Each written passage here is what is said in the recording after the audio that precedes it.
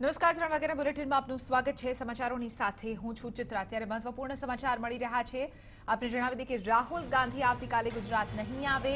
મહત્વની વાત છે કે અંતિમ જે પ્રચાર છે તે માટે રાહુલ ગાંધી ગુજરાત આવવાના હતા, પરંતુ પહેલા રાહુલ ગાંધીની ગુજરાતમાં 3 સભાઓની શક્યતાઓ હતી, પરંતુ હવે રાહુલ ગાંધી ગુજરાત નહીં આવે। આવતીકાલે પ્રચાર માટેનો અંતિમ દિવસ છે। 23મી એપ્રિલે ગુજરાતમાં મતદાન થશે તે પહેલા આવતીકાલે 21મી એપ્રિલના રોજ અંતિમ દિવસનો પ્રચાર હતો, જેમાં રાહુલ ગાંધી 3 જગ્યા ઉપર સભાઓ કરવાના હતા, જેમાં પાટણ, બનાસકાંઠા અને સાબરકાંઠાનો અહીં સમાવેશ થતો હતો, પરંતુ હવે રાહુલ ગાંધી નહીં આવે।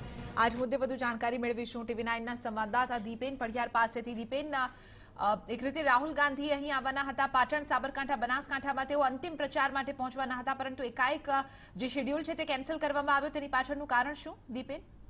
ચિત્રા, રાહુલ ગાંધી અગાઉ ઉત્તર ગુજરાતમાં જે આયોજન છે તે કરવામાં આવી રહ્યું હતું।